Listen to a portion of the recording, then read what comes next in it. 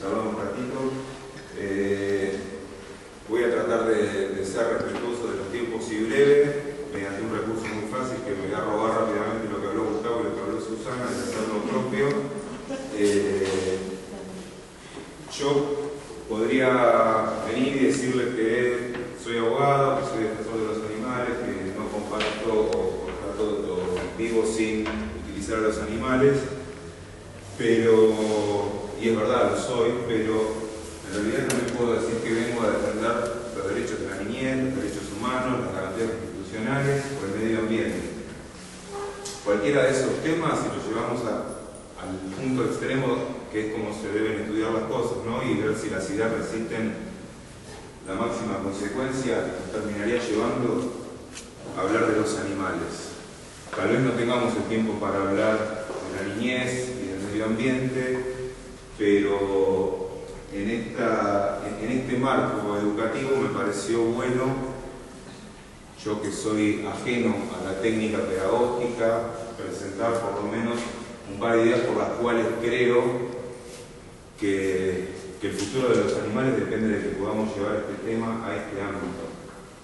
Primero y principal, porque los chicos tienen una empatía natural con los animales. Nosotros, a partir de una cultura de la explotación animal, les vamos rompiendo esa empatía, les vamos, no solo cuando le ponemos los animales en los platos, sino cuando los llevamos a un circo, los llevamos a un zoológico, les vamos mostrando a los chicos que los animales no son alguien, sino que son algo que se usa. Le vamos cortando esa empatía al chico que la tiene naturalmente, cuando en realidad lo que deberíamos hacer es facilitarles o motivarlos en esa empatía, no a los animales, hacia otros seres que pueden sentir. Porque si nosotros logramos esto con los chicos, probablemente tengamos adultos que al empatizar con otras formas de vida no desarrollen ningún tipo de forma de violencia. Una persona que tiene un vínculo empático con un animal difícilmente termine siendo un empresario contaminador del medio ambiente.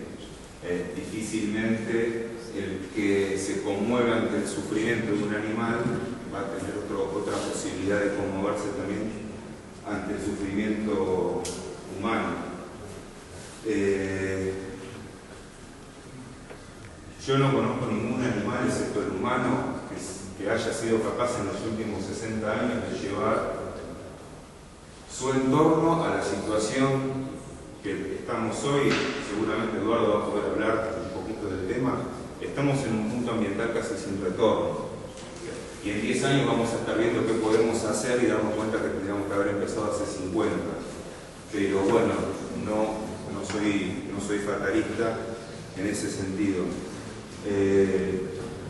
Además, está bueno poder creer que en 10 o 20 años podamos tener generaciones que van a romper con lo peor del sistema en el que vivimos nosotros. Creo que la explotación de los animales nos muestra las peores caras del capitalismo más salvaje. La explotación de los animales nos muestra la degradación ambiental a cualquier precio con tal de obtener recursos, nos muestra que lo que hacemos con los animales no es diferente que lo que el sistema hace con las personas. El sistema, cuando agota sus recursos, ¿qué hace el capitalismo? Cada 10 años tiene una crisis cíclica.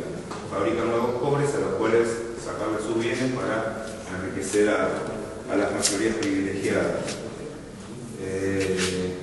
Si el recurso es el hambre, pensemos que la explotación animal o los hábitos de consumo de la explotación animal nos están provocando 45.000 muertes por día por causas vinculadas al hambre. La mitad de esas 45.000 personas que mueren cada día son chicos preadolescentes. Mientras tanto, el sistema destina el 70% de los granos que produce a alimentar ganado que puede pagar el 20% de la población mundial. Nosotros, sin darnos cuenta, formamos parte de un grupo privilegiado que integra el 25% del planeta, que somos los que más o menos cubrimos las necesidades básicas, seguramente muchos con mucho esfuerzo, seguramente muchos sin saber si el año que viene vamos a poder estar en este último escalón o en el siguiente. Pero todo esto, con la cuestión animal nos está dando una muestra reducida de lo que puede ser un daño a gran escala. Yo creo que si tomamos en cuenta estas 3 o 4 cuestiones, no necesitamos más argumentos para decir es hora de que empecemos a hablarle a los chicos de estas cuestiones. Es hora de que asumamos que nuestras generaciones son las que le están dejando a estos chicos este problema, y si no se los podemos arreglar ahora, por lo menos démosles herramientas distintas a las que tuvimos nosotros. Igualmente me parece que yo no soy partidario de incluir la cuestión animal en la currícula educativa solo por estos motivos. Estos motivos en realidad están hablando de las consecuencias benéficas que tendríamos nosotros también de incluirlos. Creo que los animales merecen ser tratados y respetados como fines en sí mismos por cuestiones éticas. Por eso quiero hacer. Creo que lo que dije antes es suficiente para que en las escuelas podamos hablar de este tema, pero además hay una cuestión ética que está de fondo y con la que tenemos una necesidad de ser coherentes. Y lo digo yo, que trabajo administrando leyes que no lo son tanto.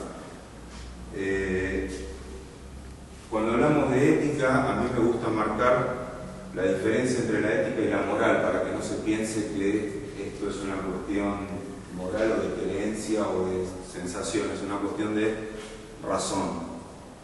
La moral, nosotros acá somos un grupo suficientemente representativo para constituir una moral promedio en este momento y en este lugar. La moral no se fija en el bien y el mal, la moral son las tradiciones del momento.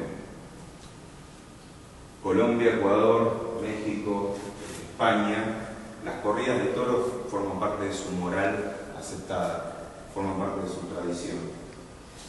La mutilación del clítoris en algunas culturas musulmanas forma parte de su tradición, es algo moralmente bueno. Cuando hablamos de la cuestión ética, la ética lo que trata de hacer es un juicio de valor sobre las distintas morales y tratar de llegar a conclusiones universales sobre esas morales. La ética dice que la crucifixión o la pena de muerte, por muy tradicionales o muy morales que puedan ser en un determinado lugar, nunca podrían ser reputadas como buenas por la ética, porque la ética usa valores universalizables. Pone una determinada categoría de principios universales a partir de los cuales filtra todas las morales. No les quiero adelantar la opinión de lo que puede decir la ética sobre el trato que nosotros le hemos dado a los animales desde el principio de los tiempos. Hago un pequeño paréntesis y me voy a quedar, porque me comprometí a ser respetuoso del tiempo, quiero lograrlo, me voy a quedar con un principio ético, que también lo que tiene de bueno la ética es que nos sirve para juzgarnos a nosotros incluso con otros humanos, no solamente con los animales. Un principio ético básico es el principio del no sufrimiento. Si alguien puede sufrir, está mal hacerlo sufrir. Y que ese alguien sea humano no sea humano, a la ética no le importa. Otro paréntesis, la filosofía de los derechos de los animales, que es lo que nos viene a plantear. Si alguien puede sufrir, cumple con una condición mínima indispensable. Puede tener intereses. El que puede sufrir, puede tener intereses. El que puede tener intereses, puede tener un derecho que lo proteja en ese interés. Si la universalización de esos intereses nos impone ser justos, significa que los intereses iguales deben estar protegidos de la misma manera. Yo, cuando hablo en estos ámbitos, no trato de hablar de los animales desde el sentimiento, sino que lo que estoy planteando es una cuestión netamente de razón, de ética y de filosofía. Si nosotros, y la filosofía de los derechos animales plantea el principio de igual consideración de los intereses. Eso, digamos, podemos hablar de los animales solamente a partir de los intereses de cada especie. Y lo que nos propone es que cuando uno acepta que la ética formula juicios universales, el hecho de de valorar intereses iguales de la misma manera significa que mis propios intereses, o los de mi grupo de pertenencia, por ejemplo, la especie humana, no pueden valer más que los intereses de los otros grupos, y no, ni siquiera por el hecho de que son los niños. Fue la conclusión que el interés que tiene el caballo en su vida es exactamente igual al interés que tenemos nosotros en la nuestra. Nosotros también tenemos una ventaja, que vivimos las leyes, ¿no? Las hacemos los hombres, lo tenemos para los hombres. Pero hablamos ya mucho de leyes, quiero dejarlo eso como para un ejemplo final nada más. Las leyes suelen ser una muestra o una expresión de la dialéctica del poder del momento. La ley tiene una estructura muy linda, muy científica, técnica, positiva. Esto es ley, esto no es ley. Detrás de la ley que hay grupos de interés. Esos grupos de interés, obviamente, también son grupos de poder. ¿Quiénes son los grupos de poder? Los que están beneficiándose con un status quo determinado. La ley tiende a conservar el status quo. Por eso es importante que hablemos de educación, porque la ley suele estar demasiado cerca de lo que se está cayendo a pedazos, pero demasiado lejos de lo que empieza a surgir. Modificar el Código Civil, modificar el Código Penal sin un consenso ideológico de generaciones nuevas que vengan a empujar ese cambio legislativo no nos va a servir de nada. Yo a veces cuento un ejemplo que es muy también matemático. Si ustedes agarran el Código Penal alemán, tiene penas de prisión para delitos parecidos a los nuestros muchísimo más bajas que las penas que tenemos nosotros, pero tienen casi un 95% más de eficacia en la justicia de la que tenemos nosotros y en consecuencia tienen un índice de criminalidad mucho más bajo. O sea, no nos olvidemos, sobre todo los que hacen algún tipo de activismo, y no digo solo por los animales, activismo político, activismo gremial. No hay nada más cómodo para un legislador ir a pedir una ley penal. La ley penal, cuando nosotros le pedimos a un legislador una ley penal, le estamos diciendo renuncio a mi libertad de esto para que vos pongas una pena de prisión. Y para el legislador también es muy cómodo porque no tiene nada más que hacer que redactar la ley, no tiene que hacer una política de Estado, no tiene que... O sea, la ley penal termina cumpliendo un papel simbólico. Entonces, cuando hay un secuestro seguido de